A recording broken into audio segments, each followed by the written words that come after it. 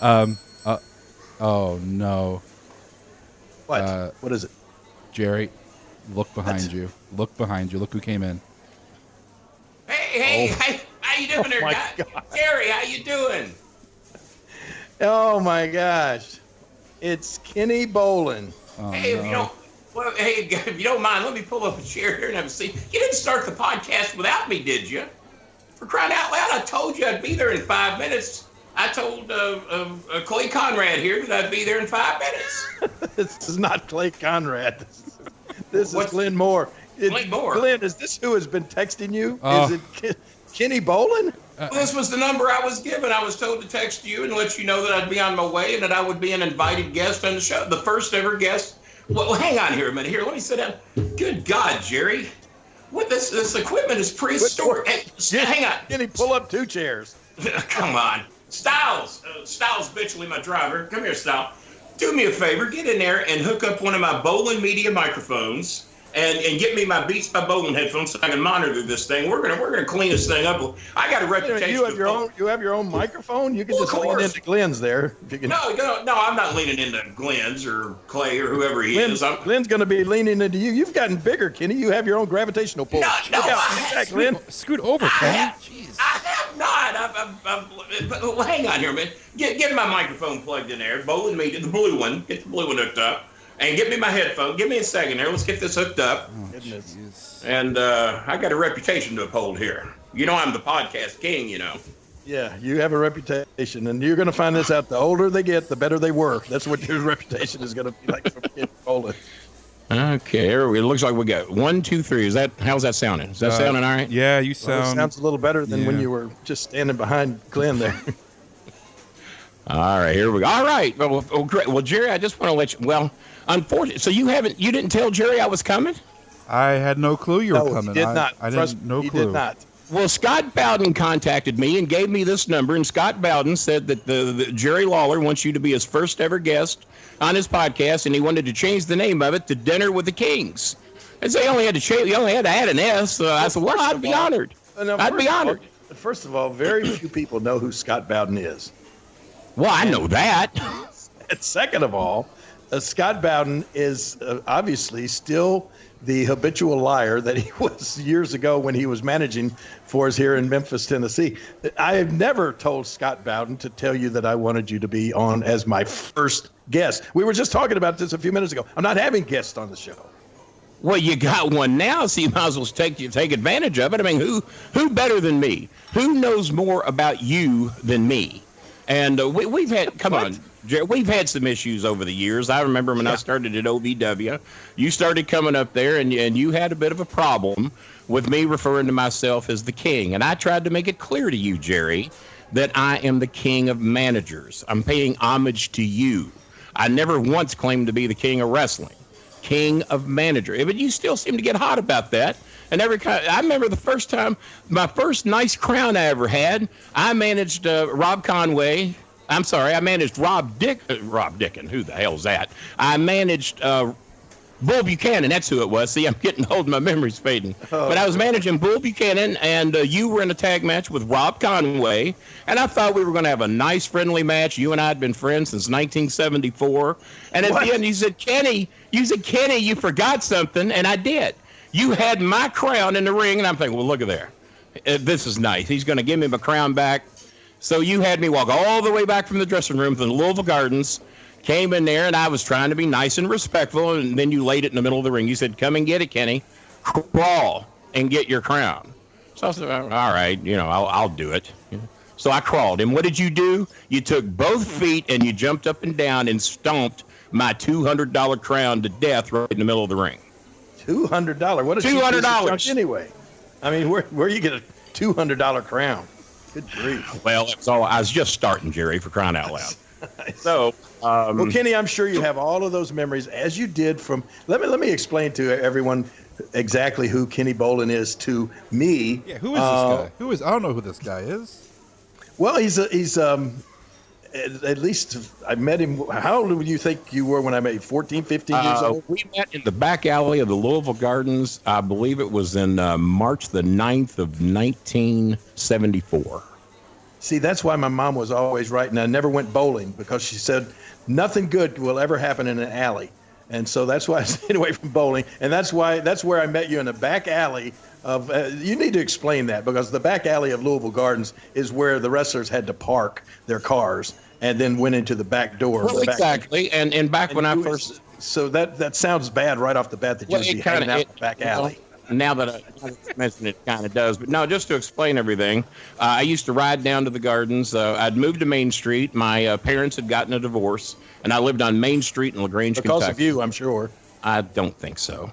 And my mother had met a lady named Lola Johnston. I don't know if you remember that name from the past, but Lola Johnston said, well, how would you like to go down to the Louisville Gardens and meet your hero, Jerry the King Lawler? And I was elated, because normally I'd go roller skating on Tuesday night. So we abandoned that.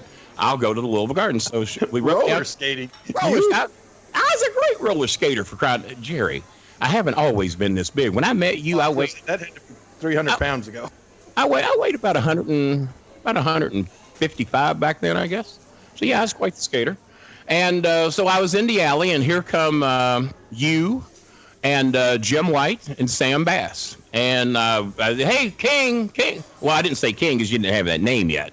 I said, hey, Jerry. And you kind of smirked at me. And I spoke to Jim White, and he just kind of glazed at me a little bit. And Sam Bass actually spoke a word to me or two, and he was nice.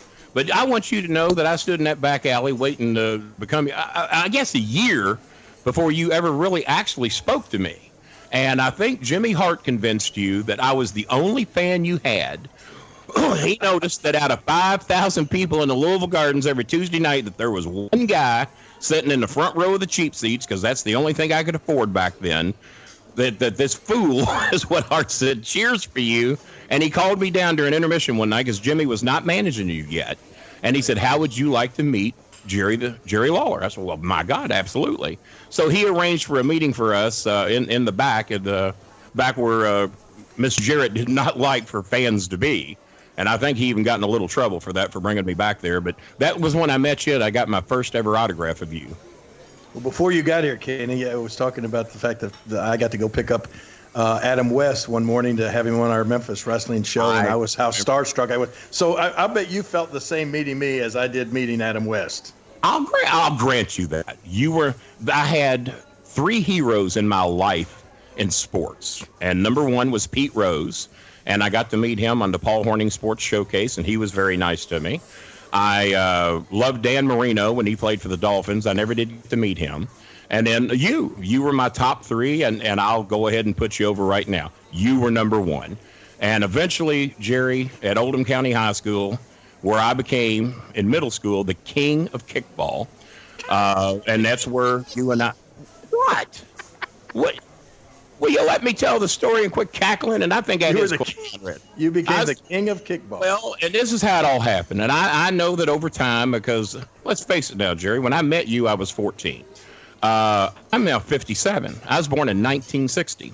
And you now you're no longer the 24-year-old young man that I met in the back who was setting the wrestling world on fire. And I even promoted you heavy. As you'll know, there was no internet back then. I don't even know if they had dirt sheets back then. I mean, eventually they came aboard, but people just didn't know. So everywhere I went, I promoted Jerry Lawler. I promoted you in Florida, Georgia. Didn't need to promote you in Tennessee. You had that covered. But all through the South, where all my relatives lived, I promoted Jerry Lawler everywhere I went. And sometimes they'd say who, and other times they'd say, oh, yeah, we've heard about him. We hope he comes here sometime.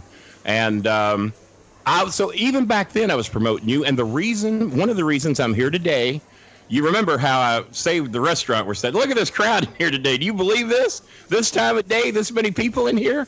And I'm going to take credit for that because these people were here before you got here. Yeah. Jerry, do you remember all the tweeting we did back and forth? You remember that monstrous, speaking of, hey, barkeep, if you could. These are not barkeeps. They're not? Well, if you would, put me down for two of the big reds. Two of the big reds, because we got three of them last time, and that was just too damn much food. So put me down for two big reds. And two big red splashes. Oh, my God. Well, I'm going to eat one now and take one home. So you put me down for 2 of those if you can get those over to me. And Jerry, you wouldn't mind, would you? Being And as if you ever get on an elevator, it better be going down. Is that right? Oh, God. All right. Hey, King, it's nice to have someone bigger than me and you to take all the jokes today. I like. And look at that. Look, Kenny. I just realized that belt I gave you for Christmas, you're now using it as a wristwatch. What on earth? Guys, I came 7.5 hours through heavy traffic with Styles Bitchley, my driver, who's not the most entertaining thing in the world. You should have rolled. You would have came faster.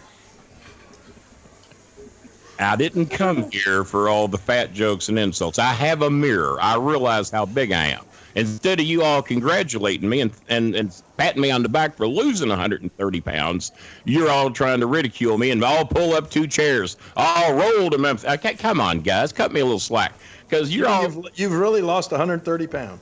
Well, over the last 11 months, yeah. I mean, well. You can still take a shower without getting your feet wet, can't you? All right. Let's get this back on a nicer tone. Okay. I'm here to help you. I saved your restaurant because when I was down there in Memphis to receive my plaque for the Memphis Hall of Fame, thanks to Randy Hales, and he told me that you encouraged him to reach out to me and have me come down. And even though I didn't work in Memphis, I battled and feuded with just about every top star from there at one time. I saw you were here, but I didn't realize you received a plaque. Yeah, well, they told me it was your idea. Really? Yeah, but you're a shy and bashful man sometimes, and I if you don't want people to know you did it, I understand. You won't even take credit for the crown you sent me when you found out that I needed money for medications, and I sold the crown in my briefcase. And all of a sudden, a couple of weeks later, that beautiful crown that I know you've had for years shows up at my doorstep with nothing but Memphis, Tennessee is the address on it. Not even his exact address. It just said Memphis, Tennessee. Not even my exact address, because it didn't come from my exact address. You think I sent you a crown? Jerry. Are you telling people that I sent you a crown? I've told everybody you sent it to me because I knew you wouldn't. You're a proud man. You didn't want everybody to know that you were kind of passing the torch and just saying to me, hey, come on, you shouldn't have to sell your crown. I destroyed a couple of yours, so maybe I owe you a little something. I figured that was what your process of thinking was. Well, and I was very proud to have. I got it sitting right here by me right now. I see that, but that certainly did not come from me. Jerry, all right, you can keep denying it if you want. So tell me again, why have you come down here? I'm looking at this. I'm considering you're crashing our podcast rather than being a guest. No, I'm an invited guest. I'm the first ever. Scott Bowden invited me, and he said, "Clay." Scott Bowden has nothing to do with our podcast. Absolutely nothing. He said that he was the booker and producer of this show. No, I am the producer and booker of this show. Your name was Clay Conrad, so something's a little screwy there already. Clay Conrad was the announcer. How'd you get this name number? Of the announcer? How'd you get my number? That's on Channel 5 when we first switched over. It's the number Scott Bowden gave me. How else would I have your number? So I didn't think I needed to explain myself, and I figured Clay Conrad would know who I am, so I wasn't concerned about that. Glenn is his name. Saying that. I think that's an alias. I really do. And your microphone, is that really, your microphone is, I don't know what's wrong with that microphone you plugged in here. There's nothing wrong with this microphone. I'm monitoring it through my Beats by Bolin headphones. I sound marvelous. Beats by Bolin headphones. Beats by Bolin. Well, that Beats by Dre crap was way too expensive, and let's face it, they weren't holding up that well. A lot of people tell everybody that now you call yourself sometimes the king of managers, but your other nickname or your other moniker is Kenny Starmaker Bolin. How did that? I personally know, but for some of our podcast listeners who are wondering who the heck is this guy that's on there on this Crash Lawler's podcast, tell them about how the Starmaker name came about. First of all, Jerry, I really don't think there's one person out there in this day and age that's wondering who I am. I think everybody knows who. Clay Conrad is. And I'm still not convinced who the hell you are. So what happened was, as you know, I got on quite a roll there at OVW. You was up there for a part of it.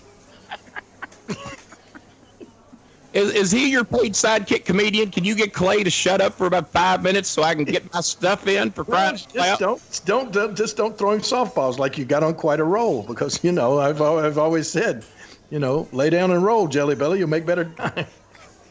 I just figured you two would have enough class with me coming all the way down here that you treat. Okay, sorry, Kenny.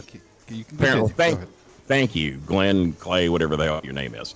So what happened is that I got on and we're going to say it again without the interruption, quite a role producing stars for the WWE. It was explained to me that was going to be my job.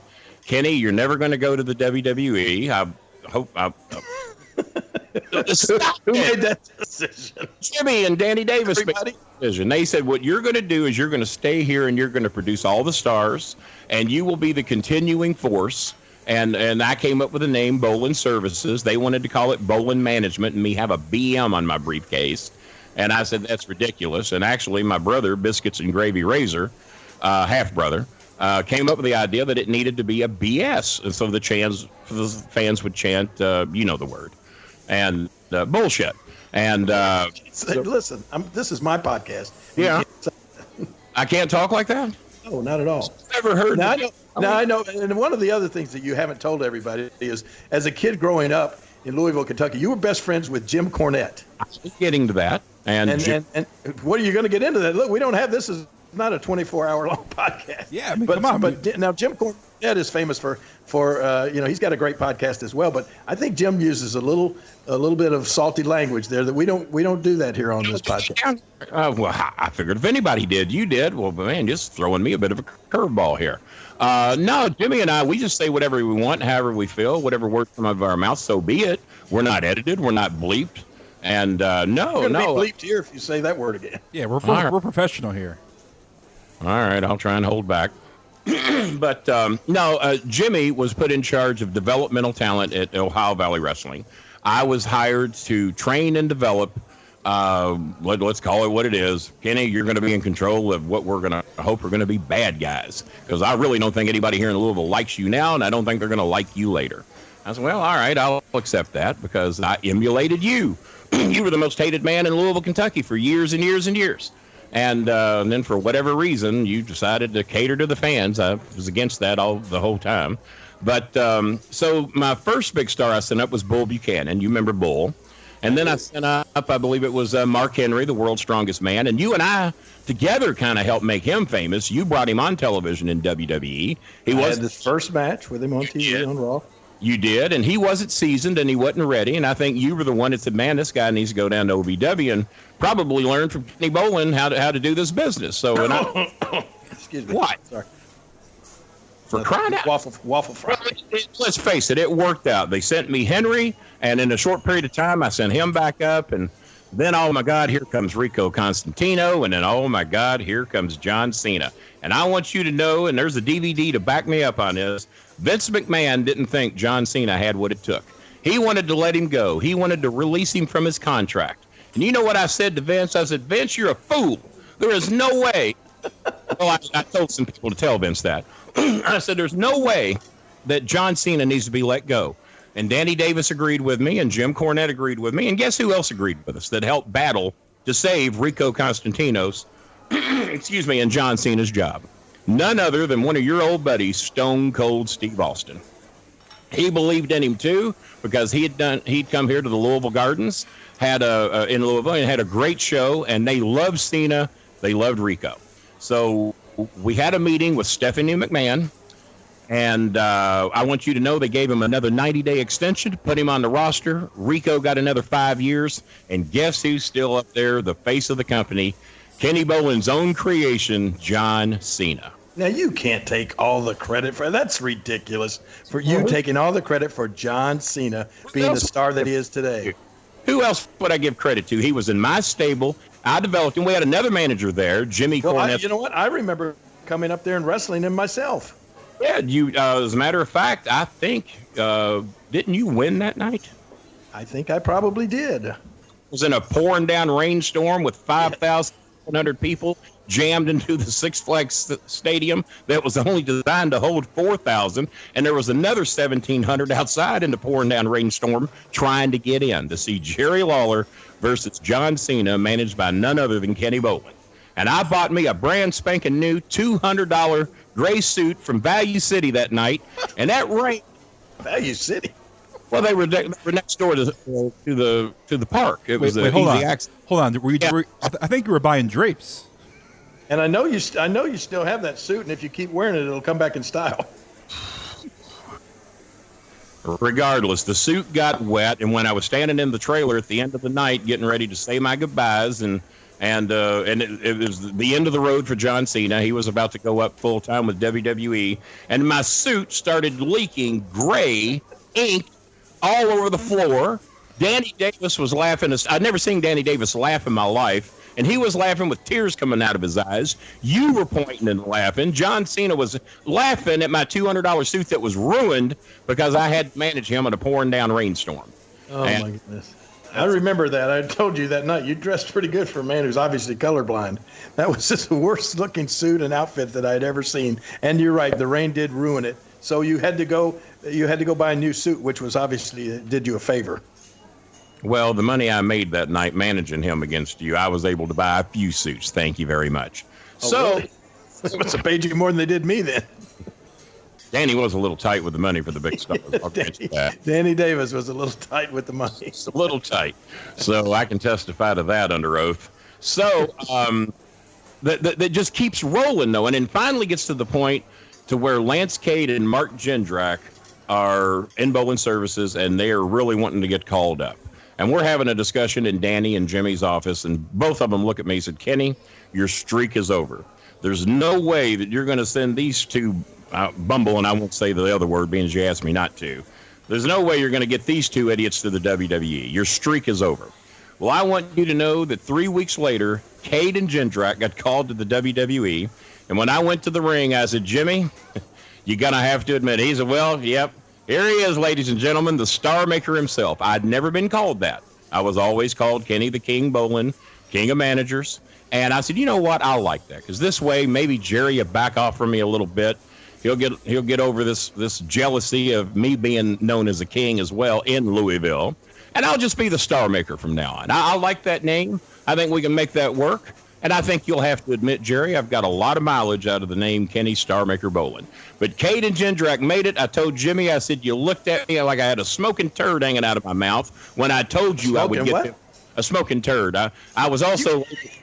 Well, I was told I was We're in a restaurant, man. You can't be... I was told, Jerry, that I was the only man ever to say smoking turd in my mouth on... say that? Well... I was told I was the only person to ever say it on TV in the history of wrestling, and I was proud of that. Well, I'm sure you were. Who else would ever even think of a choice of saying something like that?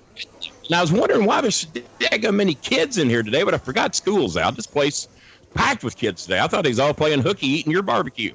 So that's how I became Kenny the Starmaker Bolin, and that's why I'm here today. Because as you know, once I retired from wrestling, and well, before then, in 2008, I started doing a thing called a podcast, and I was among the first to do it. Jerry Jarrett heard me do one, and here's what Jerry Jarrett said. You respect Jerry Jarrett, right?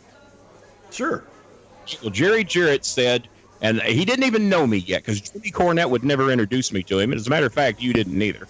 But he said, after hearing me on countless podcasts on Who's Slamming Who, that was the first network I ever worked for, he said, Kenny Bolin is the epitome of professional wrestling. I never know when he's working, shooting, or just he can't fool me. I'm Jerry Jarrett. And I think that him and Cornette really hurt each other. Well, he was right. Because I've been pissed at Jimmy for, can I say that? I've been pissed at Jimmy for a long time. But go ahead. Jimmy hid me from you, or tried, when you took over Memphis. He hid me from Jerry Jarrett. He told me that Jerry Jarrett was going to interview both he and I was going to be the wrestler, he was going to be the manager, and I don't know if you remember saying this or not, but I'm going to remind you. Do you remember on Memphis television when you once said, you know what, Lance, you guys better get ready to say goodbye to me because I've done about everything in wrestling you can do. And when I hit 35, you're not going to see Jerry Lawler anymore because I'm not going to be one of these guys that hangs around well past his prime. I'm going to move on, and you're never going to see Jerry Lawler again. I'll be down on a beach in Cancun somewhere, and it's going to. And I was sad and depressed. Jimmy was too. I'm thinking, well, my God, we're never going to see Jerry Lawler again. That's sad. That's depressing. But I said, well, maybe this is my time to enter. Then I can step in, and I'll be the king. I'll be the king of Louisville. I'll be the king of Memphis. Well, I want you to know that Jimmy went on that interview by himself, never mentioned me once to Jerry. This is a shoot.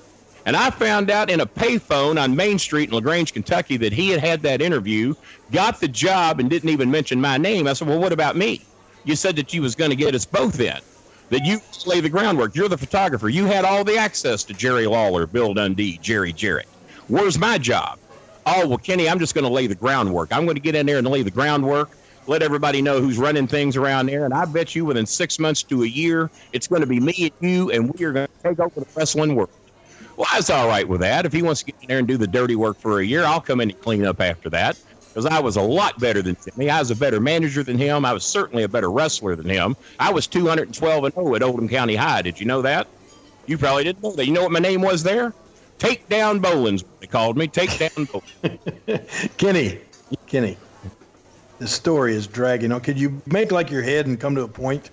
All right. Well, where are you going with this? The point is that I saved your restaurant. I've started promoting it. I put all that great food out there, and I resurrected Jerry Lawler's Barbecue. You can't keep people out of there now. I'm going to do the same with your podcast. And so but you blame Jim Cornette for you not ever making it into the WWE. So, and you and he were neighbors in Louisville, and I guess whoever loved thy neighbor never had one like Jim Cornette, because you don't love him anymore, right? Well, no. We still realize that for business purposes, we got to deal with each other, because now that you've left, we're the two big deals in Louisville, Kentucky. So for that purpose, we have to deal with each other. But you know what's great about technology today is that while the three of us are sitting here at the table, I get a text message from that says, give me some kind of signal when you want to wrap this guy up. Do that text.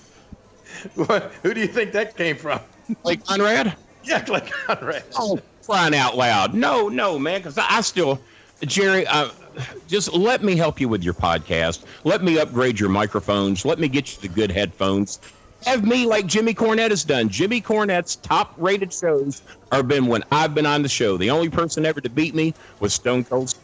Well, I understand your Undertaker episode did very well, and that was one of the top-rated shows in podcast history. Well, I don't mind. We didn't have the Undertaker on the show. Yeah, it was the topic of the show. Well, I'm better than that. You can have me on. I'll come down here once every 6 to 8 weeks if you want me to. If the ratings are dropping, call Mr. Bolin. I'll be there. I'll have you back, Jerry. I'll have the microphones for you. I'll have the head at a fee, of course. But I'll take care of you on that. And speaking of podcasts, I'm getting Clay, ready. Listen, he's true. I mean, what he's saying is true. And Kenny is the kind of guy that, I mean, he just sort of, you kind of creep into your heart and you kind of creep into your mind. And in fact, you probably never find a bigger creep anywhere than Kenny Bolin. So if you ever book him on this show again, Glenn, you're going to have to be looking for maybe a job with Kenny Bolin. I didn't book this guy. I didn't book this guy. You had to book him. I got his number somehow, and Scott Bowden is the link. So apparently Bowden's in pretty tight with Clay over here, and you didn't know it. But Jerry, hold on. Jerry, do you realize, Jerry, that just your little spiel you did right there, he wolfed down one of these big red splashes? Do you know he ate one and that quickly? How do you eat and talk at the same time? It's amazing. It's a talent. But no, I understand y'all on a time limit here. Maybe you don't have the facilities and things that me and Jimmy Cornette have. But before I go, I'm getting ready to start. I'm going to premiere the new bowling alley on a brand new network. I got my notes here. Let me take a look here. Yeah, Arcadian Vanguard. That's going to be our new network. And you should know that network real well because it features Brian Last in the super... what's he call it? Wait a minute. Now I realize what he's doing here. Do you realize what he's doing here, Glenn? He's just come here to try to plug his own crap. That's all he's trying to do. Look, this is not a venue for you to plug your what is it? You got a new podcast and a new podcast company that you're trying to plug? And Kenny, we have paying sponsors that pay us money to come on and plug their product. You're getting free advertising here. Well, no, it's not going to get free because we're not going to do it. You're going to have to leave, Kenny. We don't want you on here plugging your whatever that is you're plugging. Promote bowlinpod.com where you can hear my show, where you can hear Austin Idol live. He's your old buddy. You're not going to crap on Austin Idol, are you? I'm not Brian Lance. I'm just. This is not what this is all about. This is not what this is designed to be. I mean, you're at the 605 Super Podcast. You won't let me promote him either. Oh my gosh! Listen to this guy. What are we doing here, Glenn? I'm trying to help us both. I'm trying to help Kenny. I'm going to say you've worn out your welcome. I'm not even going to thank you for being here because you were not invited. And trust me, I'm going to take this up with Scott Bowden if you say he's the one that gave you our number. Because yeah, we'll make sure that doesn't happen again. But anyway, Kenny, it's been nice. I think maybe we should. No, it hasn't been nice because you all crapped on me since the minute I sit down here. I hate to take this to a different tone with you because I have respected you. I will even say loved you for 43 years, but you have crapped on me since the minute I sit down here. All I've done is try to help you and help me.